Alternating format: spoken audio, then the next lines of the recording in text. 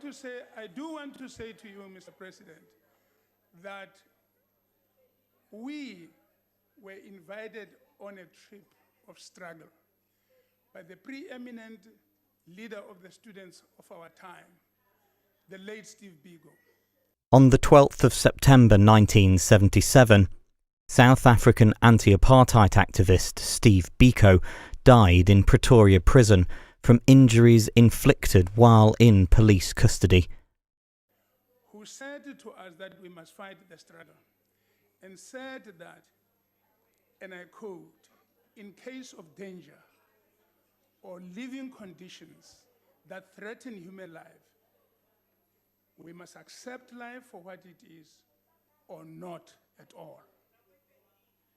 It did not take very long, 2 years or so, because that was around 72. In about 1974, we went into detention, among others. And in the course of that, we had to respond to this challenge. And I want to say to you, you invited me last week. We had to respond to that challenge. Your invitation last week was late. The challenge we had to respond to was that time. And you, with us in detention, when it was difficult, you wrote to the special branch that we put communist ideas in your head. In doing so, you condemned us to the special branch. And I say, no, I say this to you. Order. Because the special branch rewarded you, as they always reward their victims, and they send you home. And we headed to Robben Island. Lema? We want to offer Honorable Lekota 8 minutes of the EFF, which is remaining. Is it allowed, Chair? That is not allowed, sir. Please take your seat. Okay, but can That is not a point of order. To extend his time, please? No. Honorable This Lekota. issue of selling out is very important. Honorable Lekota, please continue. Honorable Lekota is correct in saying we were detained in the same trial event in 1974.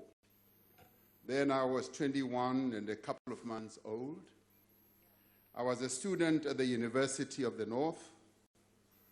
I had then been elected the chairman, as we used to call it those days, of the South African Students' Organization branch, with Steve Biko and others, Bani Pichana and others, Heri Nengwekuru, and many others being the gigantic leaders of SASO at the time. And we got involved through a call that had been made to organize pro-Frelimo rallies. The chairperson of the Students' Representative Council, Sidibe, who was the president, rather, of the SRC, got deeply immersed in this, and so did a number of us.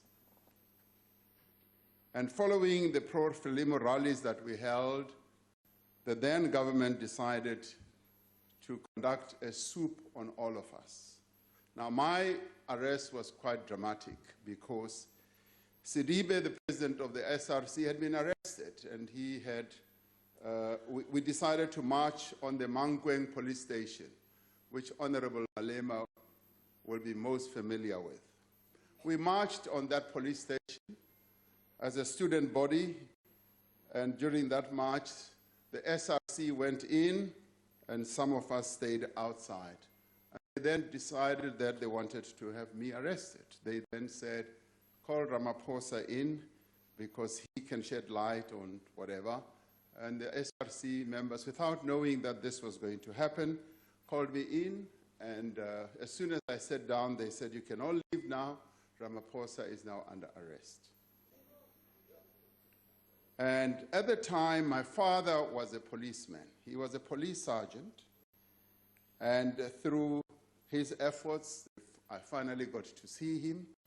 And he explained to me that, well, they say they've got a lot of things against you and all that. What did you do? And I explained to him. He said, my son, I understand. Then later they started interrogating me, which was quite vicious. I will not go into that. And the issue that they really wanted was to give evidence against accused number 1, Seth Cooper, Muntu Mieza, accused number 2, Terra Likota, accused number 3, and a number of others. And I refused. And they thought they would use my dad to put pressure on me to agree to become a state witness. I refused. I said, I will not do it. Then I was taken. To Silverton police station. And when I got there, my neighbor in the adjacent cell was another detainee whose name I am not going to disclose because something horrible happened to him. And they had been working on him to also become a state witness. And he then, through talking through the wall, told me that he has finally agreed to become a state witness.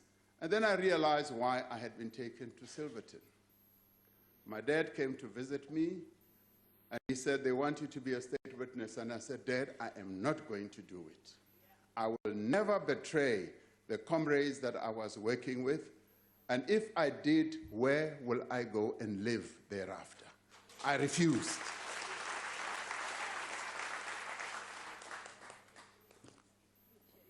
Now, having refused, my neighbor then went and gave evidence.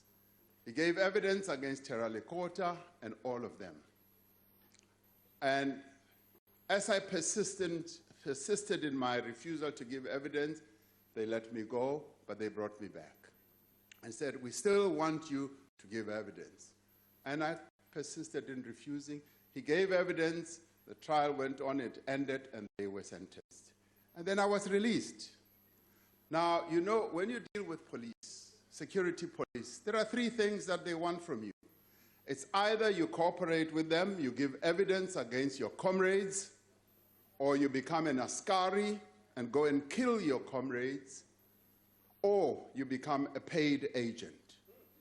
I did not do any of the 3 things that they wanted.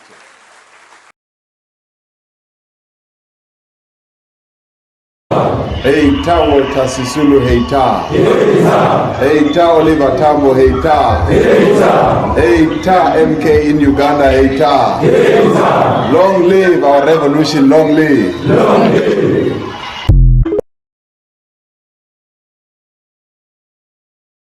The most important person in the world is the storyteller.